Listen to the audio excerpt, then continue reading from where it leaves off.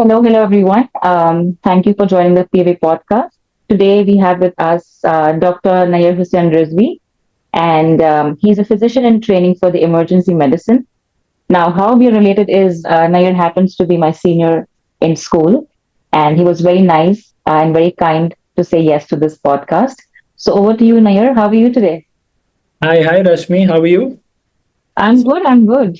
Nice to Yeah, see you so after nice so to see long. you. So nice to see you probably like after a decade and a half or so. I don't remember seeing the last time, but now that we're meeting on this platform, it's so good. So nice to It's see very you. good. Hello. Hello, So hello. that's you're an Indian like IST. ISC, yes. You're in ISC right now? Yes, Yes, Indian you Standard. are. Yes, yes. So tell us the viewers something about yourself. What do you do? I've definitely mentioned that you're a doctor, so maybe if you could, throw some light on what you do, and yeah, we'll go from there. So hello guys, I am Dr. Naiyyar Hussain Rizvi and an emergency physician in training at in Mumbai at a tertiary care hospital in Mumbai, aka also Rashmi senior from school, and we've known each other for a while now, and then of course Rashmi moved across the globe, and we haven't been in touch all that much, but all thanks to social media, we know what we're doing, Yeah. what part of the world we're in, because we also like putting it out there. So Mhm. yes, so I'm an emergency physician in training in Mumbai. Before I tell you what emergency medicine is and what I do for a living, and just a little bit about myself. I go back. I'm from Bahrain. I was born in Bahrain, Bahrain in '94. Then I moved back to India with my family, and I've lived in Bombay all this while, all along, in Andheri West. And then that's where I met Rashmi in school, and we've probably been together for about like I don't know how many ever years, Great. and then cut to a year, and so I did my medicine. I went to medical school in Bhopal, Madhya Pradesh. Madhya Pradesh, for those who don't know, probably across in the Yeah. states and Canada, podcast it's going to be aired. Is a state in central India, and Bhopal happens to be the capital. That's where I was sent because in medic, that's what we do. We tend to give competitive exams, and then I was placed there. I spent a good chunk of my formative years, about 6 odd years, like five and a Hmm. half years, in Bhopal, Madhya Pradesh, with a mixed bunch of people. Went to med school, did a lot of medicine learning, a lot of life lessons.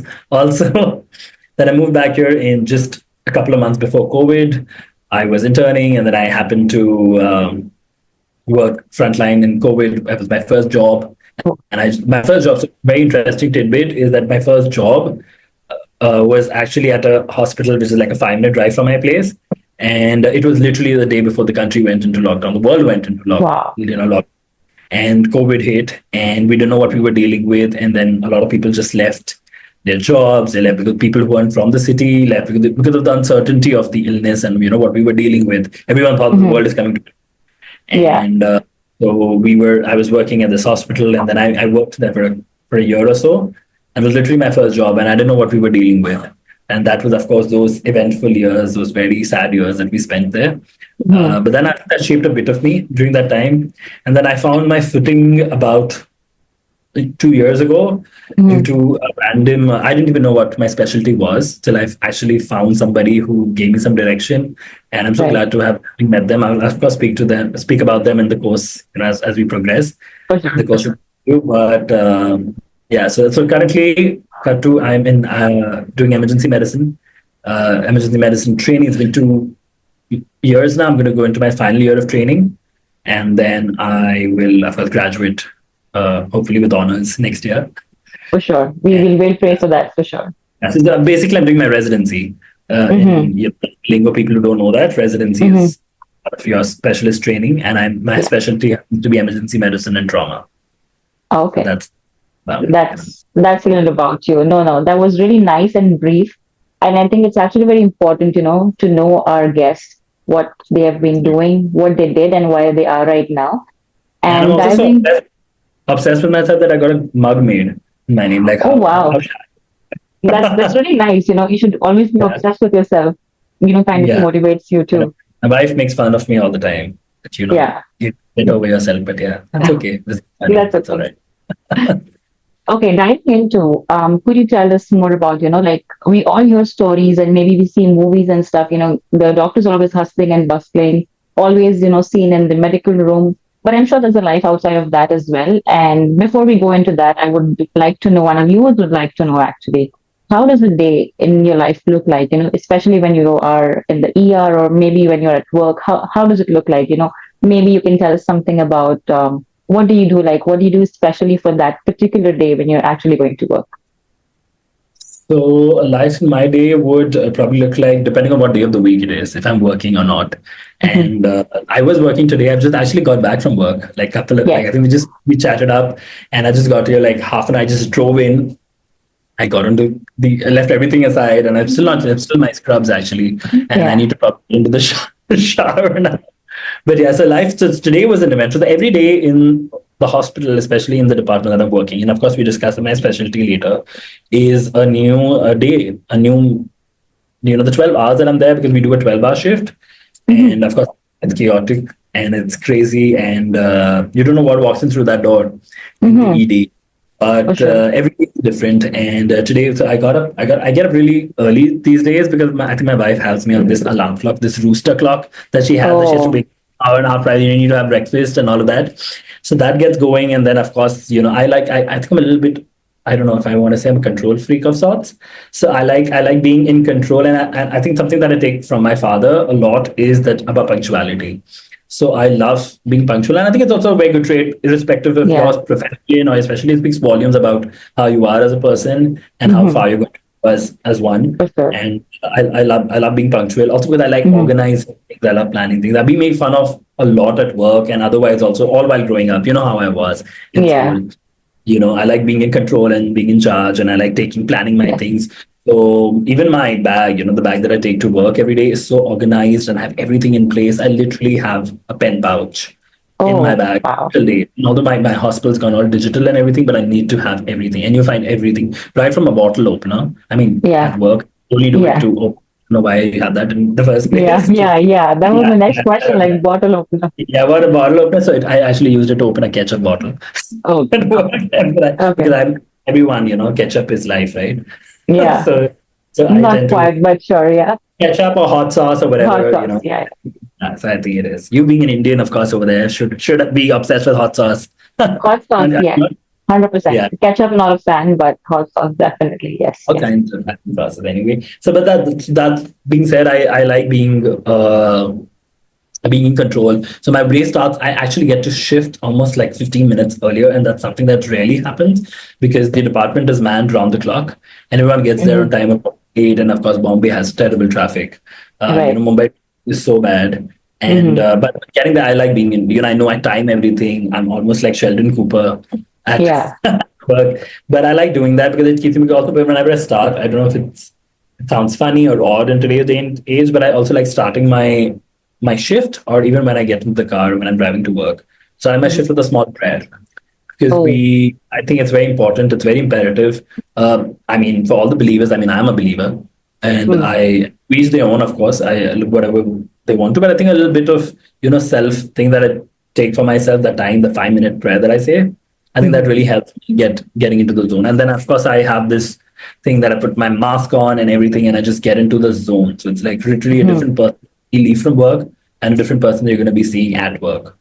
I Yeah. So see. that, It just sets the tone right, especially when you said about the prayer. I think a lot of people can actually attest to that. Anything we do in our, daily lives, you go to work, no matter what field of work you are into. I think I also like to, say a little prayer before I start work or start my shift, I think just it's to very set the nice. tone right. Yeah, yeah. Yeah, Just I to think start it on a does. And also positive because note. we see death so closely, and we see really Yes. terminally ill patients, and otherwise too we see people in general discomfort. So we want. Hmm. I think it's just it also takes you a lot of time to get into that zone, and also have a lot of gratitude to give God. No, Pre and post. 100%. That's something that I do. I don't know. It should like whatever what people like doing for whatever gets them going, and No, maybe, people can learn from this actually. Like that's what you said, right? You do this thing and maybe people would, would take yeah, away not from to this. sound preachy or anything, but I think it just Yeah. helps, right? Even if Yeah. whatever you believe in yourself, you probably ask yourself. But Yeah. you always do something that gets you into that zone. It works for me because I'm like a different person at home. I'm a different person when I'm at work. Yeah, Yeah, yeah, yeah. And I've seen you in school. You're a different person when you're on field. Just for the lesser known, I think people who know both of us would know, or people who know you would know that he was the head boy for our school, and he was like, like you mentioned, all punctual and not punctual fake, but I think it's just more organized and, what other people would wanted to have it that time. I think organized is the word I would use, not controlling. And it was Yeah. nice, and No, it's that's okay. You can keep that.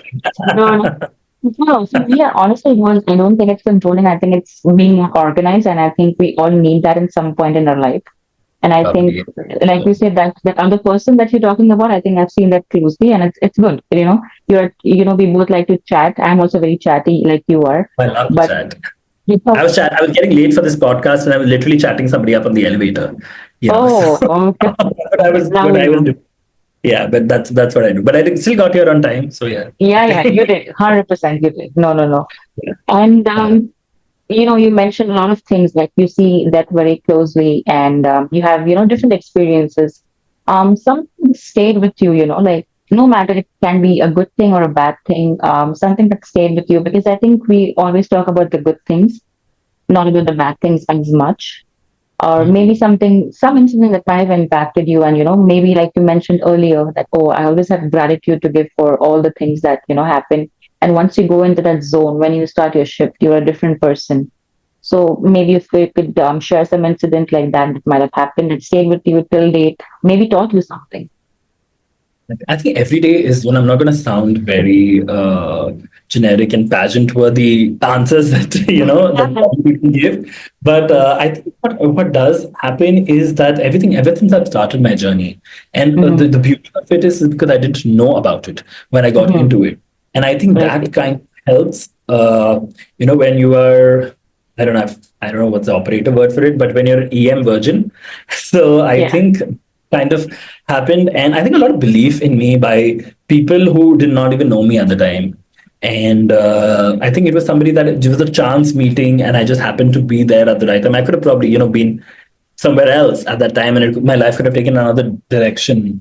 But just because I happened to be there at the right time, and I think the stars aligned, and I just happened to meet somebody from the specialty, somebody who I just met, and I got into the program and for training, and I have so much to be grateful to get into that program also, Mm-hmm. because the way I got into it was a little different, slightly different from other people, Mm-hmm. other residents, who have worked really really hard. Of course, not taking away from the fact that I don't put in my 100%, but Yeah. I got into that thing, and I'm so special because I think there was this belief, somebody who just I just met briefly for some time, had that belief system, in me. He had that faith in me, and I'm so grateful. I don't, no matter where I am in life, somewhere or something, I think I'm always going to be forever grateful for these two very special people, actually. No matter if they want to be in touch with me or not, but I think they, one of them, of course, is my HOD, who I still work under, who I Oh, still train under, rather.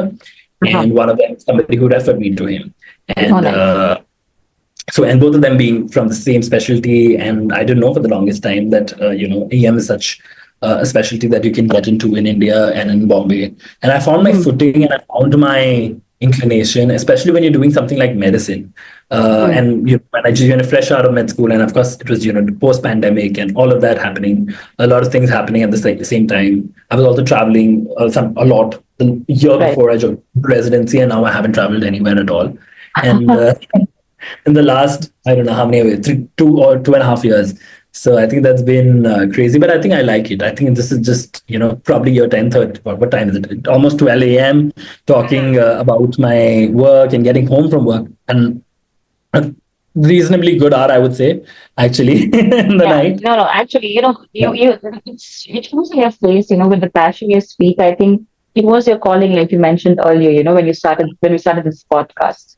Yeah. So I don't know how to do anything else now, actually, very honestly. It just gets you into the zone. And now that I Yeah, know of it, I don't think I can do anything. And also the fact that I cannot do anything else is because yeah, you've yeah, already past your, like, your, not, I wouldn't say your prime, but this is where your footing is. A lot of people find their footing early, yeah.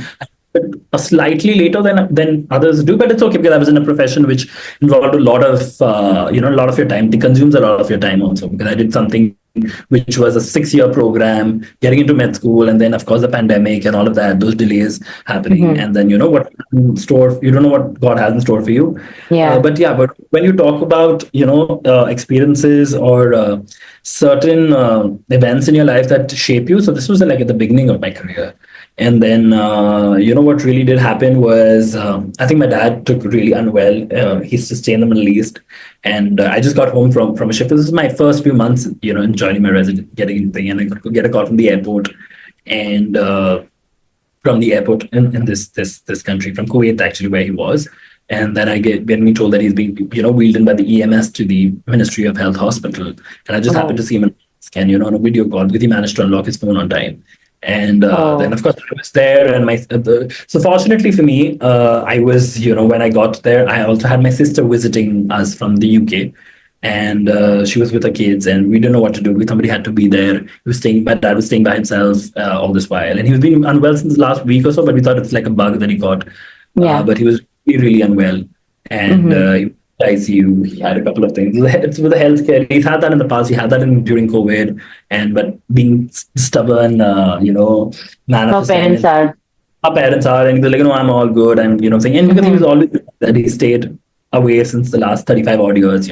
He's been away Oh. from 20 since he was 20. He's moved away, and then he's seen a lot of things in his life. He's built life for himself and for Mm-hmm. us, provide Mm-hmm. for us at the time. So I think that was one such thing, and because I was also in this specialty, and that was this one. This is a personal event that I'm talking about, not like a professional thing that happened. Mm-hmm. I was that because I used to be at work and I used to be so paranoid when he was.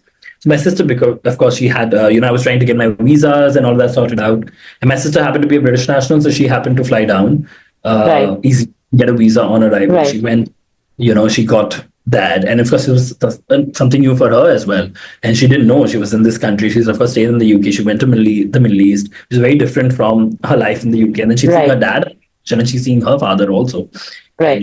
that I think that just got all of us so close together, and the fact that I could be of some assistance and help to my father because I knew these things.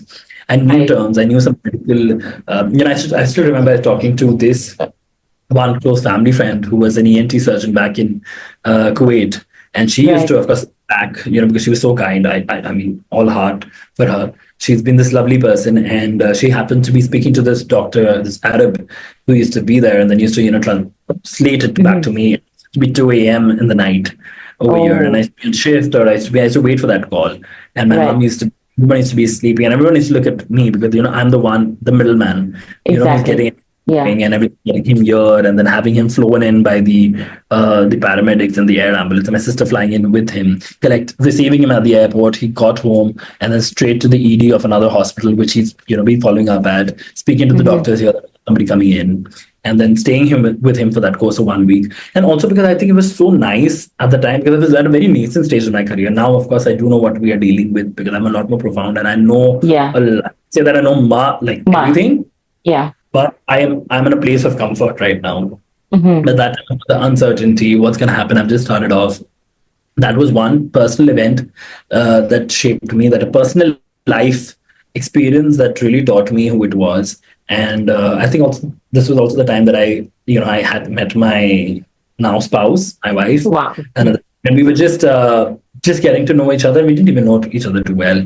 And even if wife or no wife, I think she was a wonderful person because she was among the very few people who checked on me every day. Not because out of anything else, because she had a similar experience with her father, and Oh. Okay. so her father was unwell, and they had very similar life stories also. That she had a father who was unwell. He was staying in the Middle East and all of that. And now, of course, he's my father-in-law, Yeah. but so she had this, and she was been so lovely at the time. She didn't have to do Right. that, and she did on me. So that was one such God's experience. plan. Yeah, God's plan. I know everything, and everything just you never know what's gonna happen. Like I didn't know I was gonna marry her someday. Yeah, that's why I said, it's there's always something good in store, especially when you have that belief, I think, and you keep doing like the way it sounds like, you have been, I mean, a lot of people do this, of course, but to do it with so much passion and so much love and having Yeah. the patience, I think it takes a lot. It takes a lot. Yeah, I think it does. And I have so many people to thank for God, of course, but I think other people as well. I think they're just so supportive. They don't have to know you.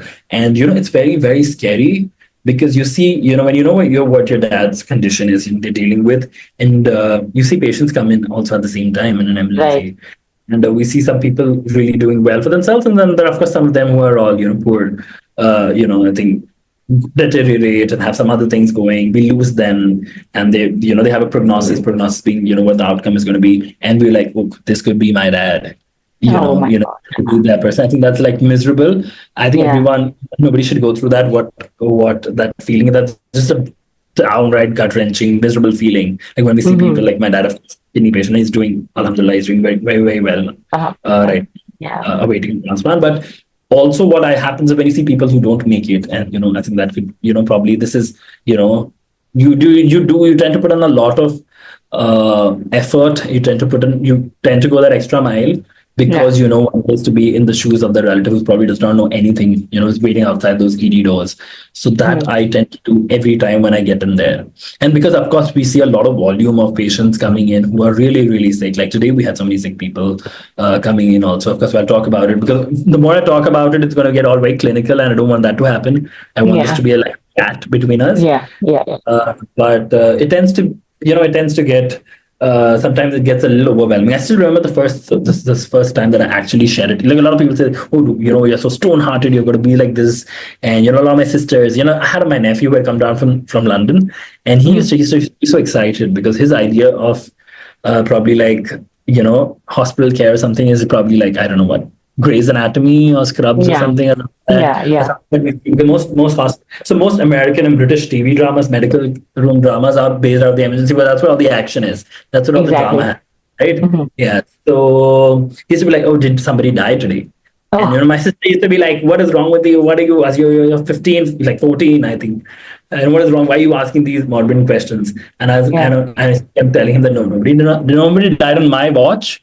Yeah. Not on your watch, at least. I Yeah. see Yeah. this fine, yeah. But then, of course, there have been times when I remember the Mm-hmm. first time I actually shed a tear, and I don't mind talking about it because I think it's very, tearing up is actually very therapeutic. 100%. 100%. I try at least, maybe like twice or thrice Yeah. in a month for no Yeah. reason, just Yeah, so like this was just therapy. like this one time that I cried for a patient. Actually, Okay. it's a little bit of a like a sad story, but then I didn't know because it's my first time, and I still remember this time when I was there was this young guy who was wheeled in, and he was Mm-hmm. wheeled in unconscious, and he was in cardiac arrest. He was no more. We tried resuscitating him. He was a 21-year-old boy who went to college, Oh, somewhere in the suburbs. Some of the college that we went to. I think you went to Mitabai. with Somewhere in Patna, yeah. So I think he yeah. just came. He was a 21-year-old chap, and he had just come in, and he didn't wake up. And he was just brought in that why is this guy not waking up? And we didn't know Mm. what we were dealing with. We tried, Yeah. of course. And then when you're in that moment, and when you're talking about, we're doing all our bit because he's a young guy. We have to go all in. We resuscitate. Emergency medicine is all about resuscitation, and resuscitative medicine is what it's called. Yeah. We'll talk Yeah. about course of when we're going to be talking about the specialty. Definitely.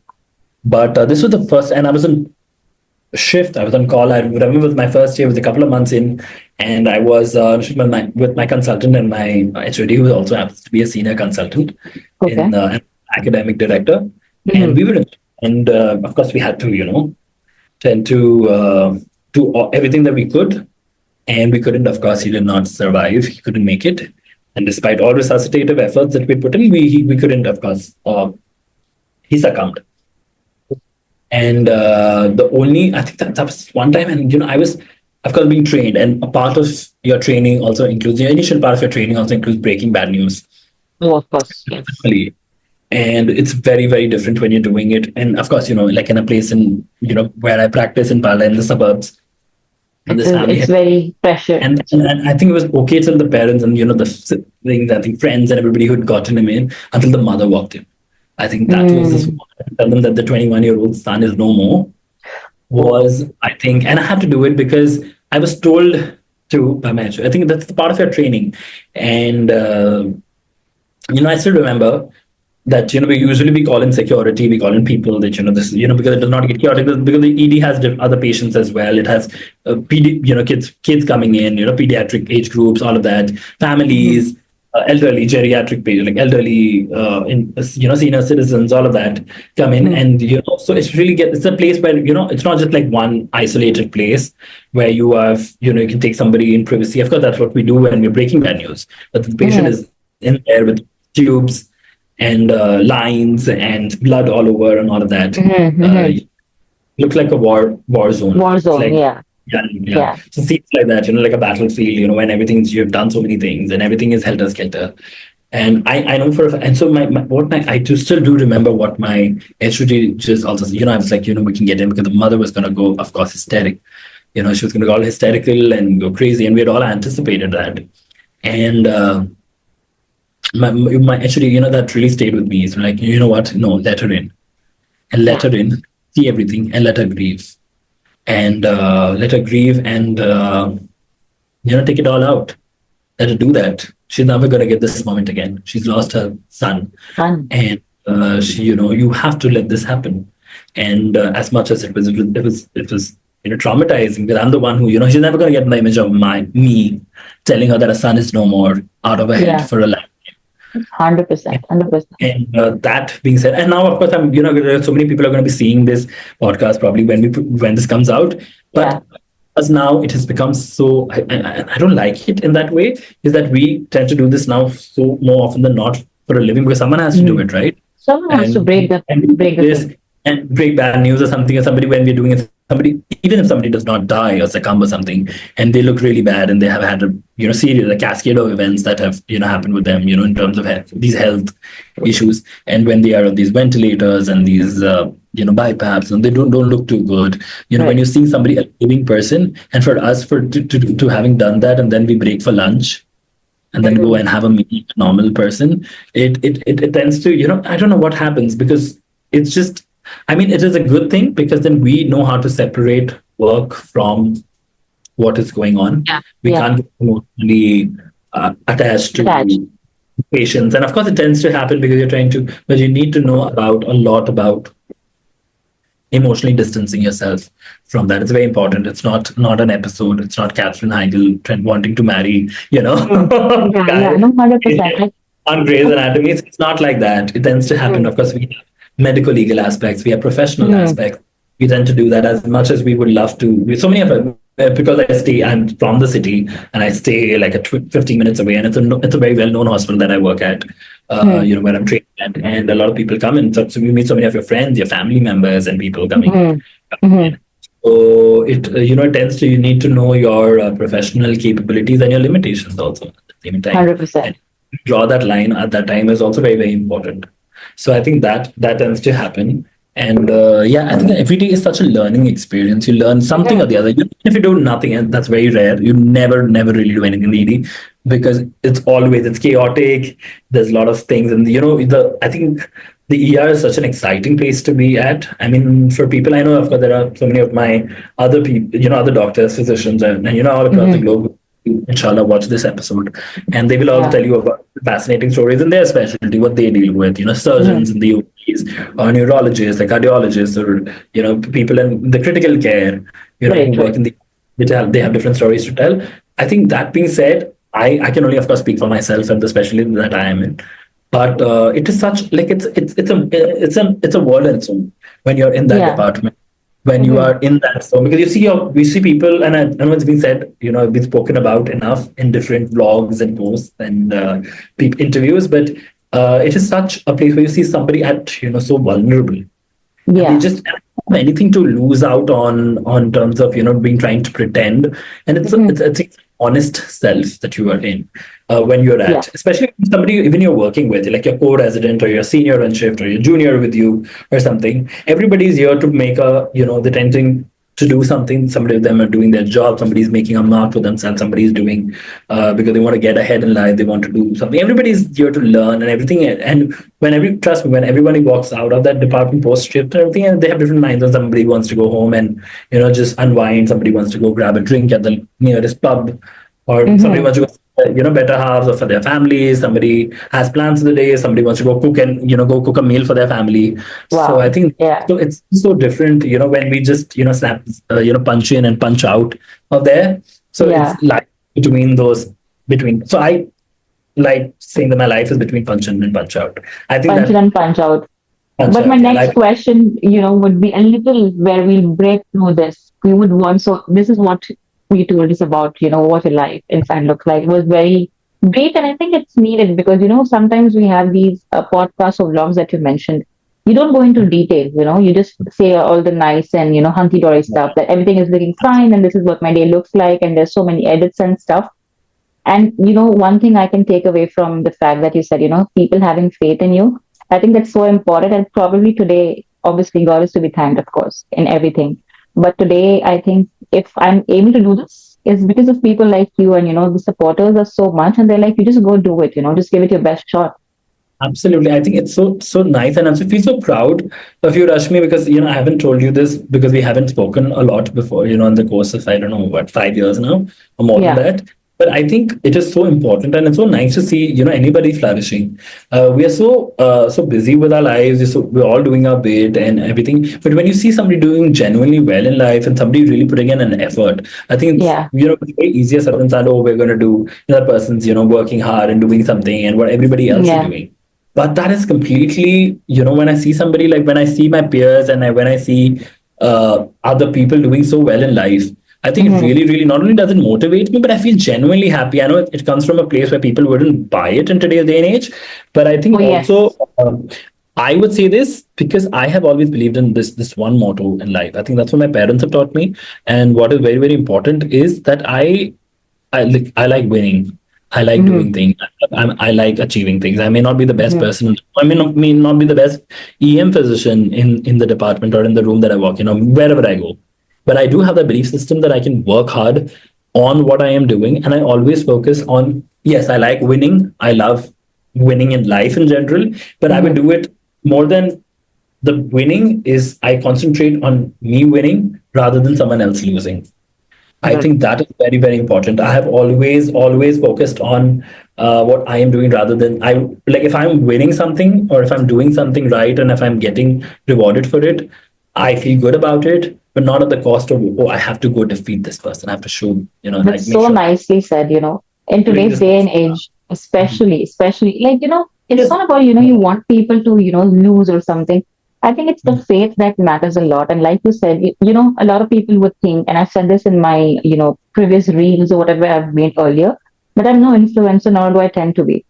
My goal with the POV girl or the POV podcast, see, I mean, I really wanted to put this out, but I think this is a good opportunity for me is, like, inshallah, one day, by God's grace and with, all the support that I've gotten, I think if I reach at that level, like getting so many views and stuff, I want to be that person who would, share, small creators, small brands who have like, 200, 300 followers. I would never look at, oh, this person has 100K followers. Oh, let's get them.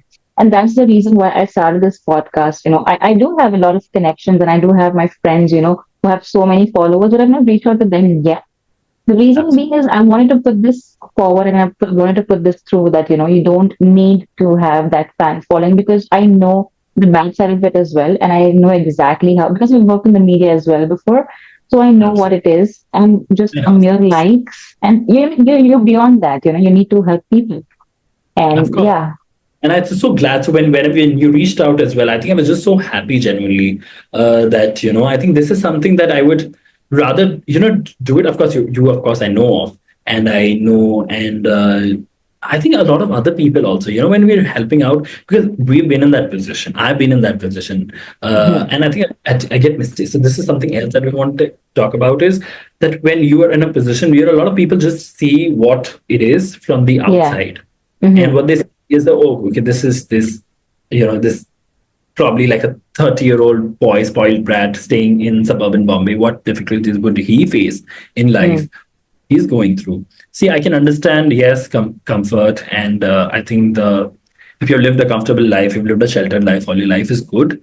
But I also feel that when you are, that's not all. So a lot of people just say that, oh, why belittle someone else's problem when they say that, oh, this is, he's not going to have whatever he's talking about is all bull crap. And sorry, excuse me, pardon me for my language, but no, I no, think no, it's all. Yeah, so it's all what does he even know of? He's probably lived in what Andheri West, and went to school, got everything, drives a car, has lived a comfortable life, has his parents, has meals to talk about, that on his table. What does he know of? But I think also for the fact is that if I am not going to let anyone else have an understanding, and it does happen, you do tend to get stereotyped, you tend to be within, oh, this problem, this person may not have certain problem. See, poking jokes someone is okay, but then of course not just putting them into that mold, and this person is going to just take them. Even if somebody, when I see somebody who's probably like somebody who's made it in life, who's been affluent, or even has generational wealth, just think that, oh, just because he has, so what, a few $1,000 or something, it's not going to mean a lot to that person. I think that's not how it is. Even if it's generational, but someone's earned it, someone's done Someone's it, earned anything it. passed on to it. I'm going to make a very controversial statement right now, and not may sit down well with a lot of probably people, No, please. This but is a place where we just pour our hearts out. So please yeah, go so I think ahead. a lot of people, when they talk about, when they talk about nepotism as well, and when they talk about, I think a lot of people, I think that word's been done to death. But when they talk about it, oh, this person is going to, he has wealth, or has, probably has like a business set by his father, or somebody, is done, going on, he's going to succeed his father, is the heir and all. I said that's how it works. I think that's how it's worked all along. You are not, if probably you're going to have a child someday, I'm going to have a child someday. If I think my child is capable enough to do that, even if he's like a mediocre at what I do, Yeah. maybe he's not as good as I am, I would still want that person. You look after yourself. I think that's the law of the land, that's the law of the jungle. I'm not going to say the equal opportunities for everyone, but this world has never been fair. The only thing that's, been fair is vanity, and that's been made fun Yeah. of. Also, so I think being vain has also been made fun of, and I think it's completely okay. So I think this is the stereotype that you're going to be, you look a certain way, you are a certain type, you are, oh, doctor ka bacha hai, so it's going to be, you're going to be a doctor yourself, and that True. that does not Yeah. happen. That does not happen, and it's going to be lasting as long as you want it to last. You can you can have a different career, you can have a different zone, you can do whatever you want, and just because somebody is doing something from the on the exterior, like I could judge you saying, oh, you're very comfortable, probably, staying, across the globe, and you're doing this, and you have a fancy job, you live Mm. in a first world country. It could be very different. You could have worked very, very hard to get where you are. Oh, You're gonna yeah. be Trust me on working. this. You were going to be working 3 shifts a day, and you would have still put things. You would have, you have your parents, you're away from family. You're not in your Yeah. comfort zone, not in your place where you're surrounded by your national people from your country. You're surrounded by people from everywhere. You might be getting a lot of that also. So we tend to be so easy. Oh, okay, he's made it in life. He's gone abroad. He's made it in life. That's so wrong. Even if that the person has, it's because he's put in so much of soil. He's been away. For all we know, that person is toiling every day. Has been away from family. He may be staying in Yeah. one of the penthouses and probably in Manhattan, but is staying all Mm. by himself. You And know, that's not what luxury is, I think. That's luxury not is, what yeah, luxury is family, luxury is home, and if you're going to be away from 100%. and you're going to be doing that, so some people may not want to seek it. It's what you make of it. It's your I'm perception gonna of it. cut this out because if my mom sees this, she'll be like, "Oh, you have to book a flight right now and come back to see your family." She has to say that right away. Oh, I you should swear. come back. You should come and see us. Yeah, we'd love to host. 100%, 100%. Thank you, Thanks, thank me. you. And one last question, like I have two questions for you. One is, like you said, you have such a nice adventurous life at work. I would put it adventurous and very eventful. Uh, What does like a normal day when you're not working look like? What do you like to do? I know you're right. I know you have a poetic sense in you. So yeah, oh, yeah. So yeah. It's literally all just being lifted. I'm sorry, I hope nobody's listening, but yeah, mm, actually, I'm not very poetic. I've actually lost my creative senses at completely. But yeah, I think a normal day in my life would be with my family. I love spending time with my wife, my cat, because we barely get to see each other. She's doing her bit, I'm doing mine, and I think I just like a nice day with. I think because I have family across the globe also. My sisters stay in different cities across the world, in different continents actually. So mm, we all like getting home. Probably under the same roof. The last time we were there together was in December during my wedding, and with the mm, kids. Life gets so different. So I think that is what my life, an ideal day in my life looks like. But I also like, so I'm not going to be lying about. I used to love traveling. I love traveling. I love eating out. I love exploring places. I like life stories. But that being said, I also want to do things which are closer to home, which has my family. I think because that's how it is. I don't like yeah, want to be the wolf. I'm also very social that way. I love going yeah. out.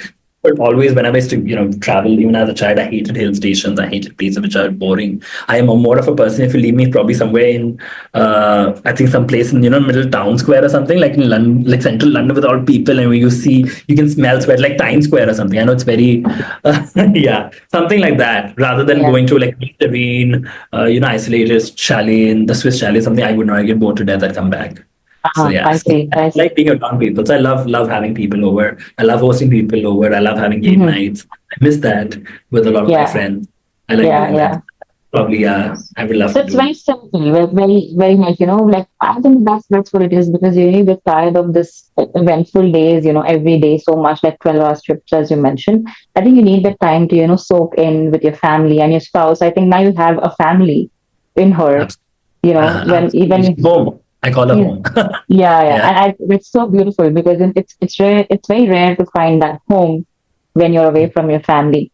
And maybe my Mm. last question to you, like a bidding question, because this is going to be on social media.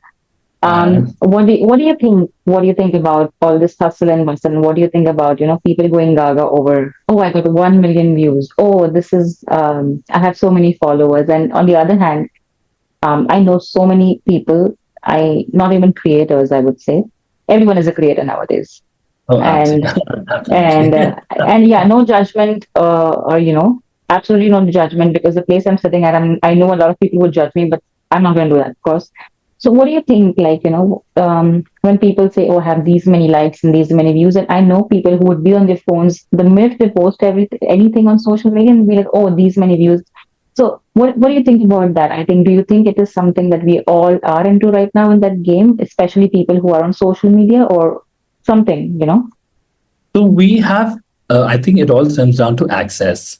We have so much of access into anything, we are getting into the reason why even, people who are meaningful cinema and all of that is also, dying a slow death is because Mm-hmm. people are so overstimulated. They always need change. They need content, and why content is big right now. And I think hats off to people. Some of them really put, making, livelihoods on over the internet, Mm-hmm. and good job, kudos.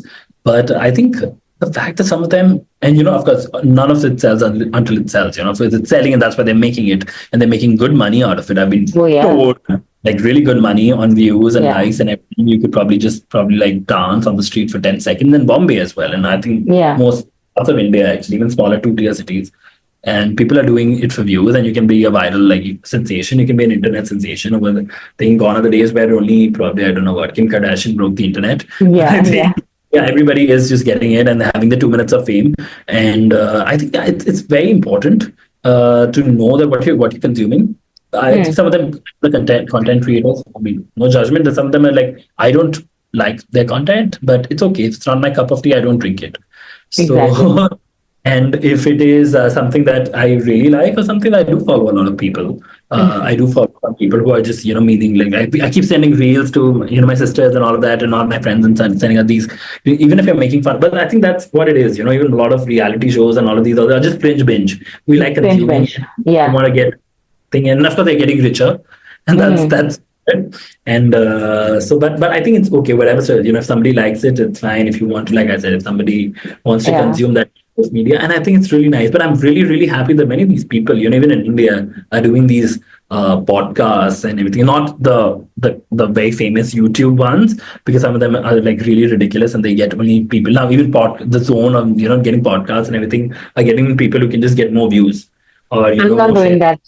No, no, no, I'm glad. I wish you. I'm so glad you do. There are people who do that. I Mm, mean, there are people who yeah. come in on thing and say something controversial and say something which is going to, get it talking, and they say something. It's like a clickbait. People Yeah. just put it up. Literally, their title. What do you call it? Like a cover page on the YouTube links. Yeah. Yeah. Oh, so this one said this, and some of them are like really, really bad, and some of them, and but what it really helps is like a lot of irrelevant, sorry, irrelevant people like guests on the show are getting relevant. People who don't have Yeah. anything are now getting work because of that. So good, kudos to them. Good for them. Good on Yeah. them. Good Yeah, on that. I think you are doing a fab job. I've Oh, seen a thank bit of you. your stuff from your last interview. I think you were just so good and so Yeah. confident. I think it's lovely. Thank you. Thank you so much. No, I think it's also because, we scroll so much. I think this idea came in. I think I was talking to you before we started recording this. It's like, I never wanted to be. I do social media like beginner level for nonprofits and some firms, but not like at pro level. And Uh, I just thought, one day let's just do something. And then the PV podcast happened. And I think it's that's great. why I want to Lovely. talk to you from that, aesthetic content because I think I'm it's very great. bad at that. I happened to see that reel that you sent me, and I think it was so nice. And I think aesthetic sell, and I think it's lovely. I think it's just great.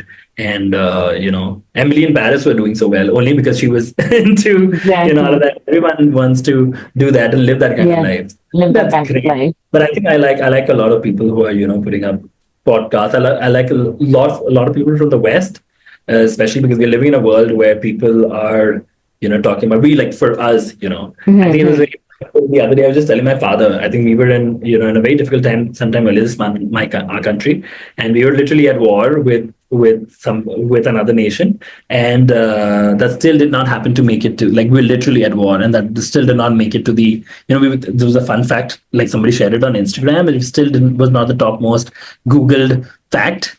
It came Yeah. second. First was being, I think, the Met Gala, and I think some celebrities who were Indians at the Met Gala, and that was Yes. the number one. Your country is literally at war, and people are Talking thinking about about Met Gala. Yeah. Yeah. people who wore what at the Met Gala, and So I was imagine like, what is selling, Like it's yeah, I think that crazy. is what it is. I think, and that's what people make money of it, and that's okay. Mm. And so it's fine. It's okay. And I mean, to each their own, right? Each their Just own, Honestly, I wouldn't even say what, like, my only aim here was to, get people have conversations, know more about what people do, Like, I yeah, wouldn't say like, oh, just two friends just chatting and doing nothing. But it's just like yeah. someone who's doing something, who's making it for themselves. They're, striving each day away from their Oh, family, working 12-hour shifts, like you said. So no, thank you. This was a really, insightful podcast. It gave us a lot of, ah, views like into the smaller things would go inside, breaking the news to people is, succumbing to that pressure and maybe, even going further. But no, thank you. Thank you so much. I really appreciate your time at the wee hours, I think. yeah. I think I would just like to stress on. I think just like Yes. this one thing that World Emergency Medicine Day is coming on the 27th of May. Yes. Yes. The World Emergency Medicine Day is coming on the 27th of May, and we're very pumped up about it. It may mean very little to people who don't know about it, but it is something very special because this specialty is relatively new. And it was Mhm. only, emergency medicine was only recognized in India in around, of like 2009 or something like that. Oh, pretty new. 1979. Pretty new and pretty nascent, and still, we're still finding our footing over there because emergency medicine as a specialty is still, a lot of people don't understand it. A lot of people still, ask you what you do for a living and what does an emergency look like or something like that. I was getting Mhm. down the in the building, and somebody just looked at me and said, "Is there an emergency in the building?" And I was said, "No, I'm literally going Mhm. for a work, and Mhm. that's what I. And you should probably not come and see me sometime because then I'm going to school you." Definitely. But it is, and 27th of May is something that we celebrate. And even in America, it was, recognized as an official specialty in 1979. I Wow. hope I get this right, because if somebody who happens to see it and they know about it, they say, you better get it right. But it is, and we're pumped up about it, and we're going to have a little conference going Mhm. in. And about it. We want to tell people about the importance of emergency medicine especially in a country like India, where healthcare is privatized, and people are getting into it. The time, the golden hour, and that's when all your wishes and all your life, everything comes true. I think that, and Yes. the golden hour, even in the emergency department, is so Oh, crucial. very, It's very very, very great. to emphasize on World EM Day on 27th. I'll probably send you like a flyer or so, probably after Yes, this talk. please. Yes. Yeah. 100%. Yes. I would love to know more about it. And actually, that was one of the questions I skipped it actually. I don't know why. Didn't come to No, I me. thought I'll just put it in there, like No, no, a, yeah, yeah. yeah. Just plug it in a little bit. No, no, 100%, 100%. So thank you, Nair, for being such a wonderful guest. You've been really nice, very warm, very nice to talk to, very, nonchalant, my favorite word to use. And yeah, yeah. Thank you so much. Thank Where you. have I heard that before? Yeah, but yeah. Yeah. Thank you. Thank you. It was so lovely Thank seeing you. you. You can come to Same, Mumbai. same.